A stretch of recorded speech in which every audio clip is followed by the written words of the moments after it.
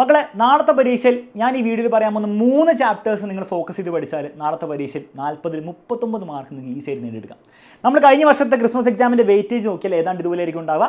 Just നോക്കാം. First ചാപ്റ്ററിൽ നിന്ന് 11 മാർക്കിനാണ് ചോദ്യം വന്നത്, രണ്ടാമത്തെ ചാപ്റ്ററിന് വേറെ 2 മാർക്കിനാണ്, മൂന്നാമത്തെ ചാപ്റ്ററിന് 17 മാർക്കിനും, നാലാമത്തെ 11, അവസാനത്തെ ചാപ്റ്ററിന് 9 മാർക്കിനാണ് വന്നത്. ഓക്കെ, ഇനി ഇവിടെ നിന്നൊരു ക്ലിയർ പാറ്റേൺ മനസ്സിലാവും. ഫസ്റ്റ് ചാപ്റ്റർ എല്ലാവർക്കും അറിയാം, ഈസി ആയിട്ട് പഠിച്ചെടുക്കാം, പ്രോബ്ലംസും കുറച്ച് കാര്യങ്ങൾ മാത്രമേ ഉള്ളൂ. ആ 11 മാർക്ക് നമുക്ക് എളുപ്പത്തിൽ നേടിയെടുക്കാം. അപ്പോൾ ഫസ്റ്റ് ചാപ്റ്റർ നമ്മൾ എന്തായാലും പഠിക്കുന്നു. ഓക്കെ, 11 മാർക്ക് നമ്മൾ നേടിയെടുക്കുന്നു.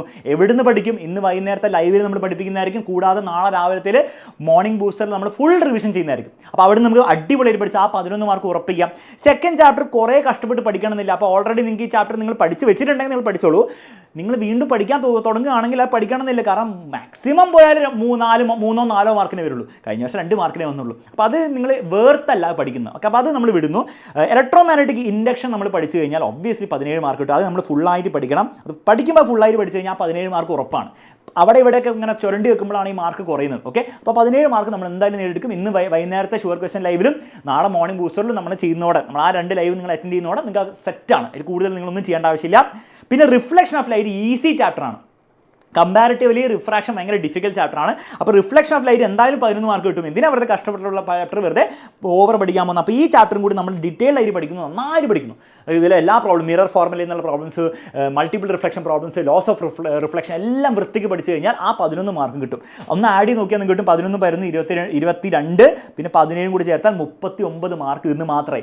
ഒബ്വിയസ്ലി ചോയ്സ് ഉള്ളതുകൊണ്ടാണ് നടക്കുന്നത്. അപ്പോൾ ചോയ്സ് കറക്റ്റ് ഈ ചാപ്റ്ററിന് വരണം നിർബന്ധമൊന്നുമില്ല. അപ്പോൾ 39 ചിലപ്പോൾ നിങ്ങൾക്ക് എന്തായിരിക്കും 35 ആയിരിക്കും, ചിലപ്പോൾ അത് നിങ്ങൾക്ക് 40 കിട്ടും. കാരണം എന്താണ്? കാരണം നിങ്ങൾ ഇത് മാത്രമേ നിങ്ങൾ സ്ട്രെസ് ചെയ്ത് പഠിക്കുന്നുള്ളൂവെങ്കിലും ഈ 2 മാർക്ക് ചിലപ്പോൾ നിങ്ങൾക്ക് എളുപ്പത്തിൽ കിട്ടുമായിരിക്കും. ചിലപ്പോൾ ഈ 9 മാർക്കിൽ 5 മാർക്കെങ്കിലും നിങ്ങൾ ജസ്റ്റ് നോക്കിപ്പോയാൽ നാളത്തെ രാവിലെ മോർണിംഗ് ബൂസ്റ്ററിൽ നമ്മൾ ഇത് മാത്രമല്ല പഠിപ്പിക്കുക. അപ്പോൾ ഇതും പഠിപ്പിക്കില്ലേ? അപ്പോൾ അതിലുള്ള കാര്യങ്ങൾ മാത്രം മതിയായിരിക്കും. അപ്പോൾ ഇതിൻ്റെ അർത്ഥം, ഈ വീടിൻ്റെ അർത്ഥം എന്താണ്?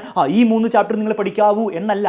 നിങ്ങൾ ഇതുവരെ ആയിട്ട് ഇതിന് പ്രോപ്പറായിട്ട് റിവിഷൻ ഒന്നും ചെയ്തില്ല എങ്കിൽ, നിങ്ങൾക്ക് ചാപ്റ്ററിൻ്റെ വലിയ ഐഡിയ ഒന്നും ഇല്ലെങ്കിൽ, നിങ്ങൾ ഏറ്റവും കൂടുതൽ ഫോക്കസ് ചെയ്ത് ഇന്ന് പഠിക്കേണ്ടതെന്നാണ് എല്ലാ ചാപ്റ്ററും ആണോ? ഒബ്വിയസ്ലി അല്ല. നിങ്ങൾ ഈ 3 ചാപ്റ്ററാണ് നിങ്ങൾ ഫോക്കസ് പഠിക്കേണ്ടത്. കാരണം റിലേറ്റീവ്ലി എളുപ്പവും എന്നാൽ ഹൈ വെയിറ്റേജ് ഉള്ള 3 ചാപ്റ്ററാണിത്. ഓക്കെ, അത്രയേ ഉള്ളൂ ഇതിൻ്റെ ഉദ്ദേശം. നിങ്ങൾ ഓൾറെഡി ഇതൊക്കെ റിവിഷൻ ഒക്കെ ചെയ്തിട്ട് ഒന്നും കൂടി പഠിക്കാൻ നോക്കുന്നവരാണെങ്കിലും അപ്പോൾ പോലും നിങ്ങൾ ആദ്യം ഇത് പഠിച്ച് തീർക്കും. എന്നിട്ട് സമയം നിങ്ങൾക്ക് എക്സ്ട്രാ ഉണ്ടെങ്കിൽ നിങ്ങൾ പഠിച്ചോളൂ മറ്റേ 2 ചാപ്റ്ററും.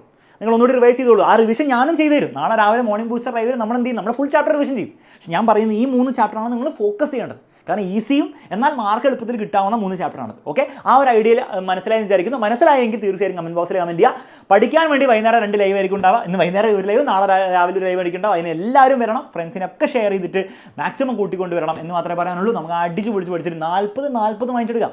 ഓക്കെ, അതിനുള്ള സംഗതി ഉണ്ട്, എൻ്റെ അടുത്തുണ്ട്. ഓക്കെ, അത്രേ പറയാനുള്ളൂ. Bye bye, take care. നമുക്ക് ലൈവിൽ കാണാം.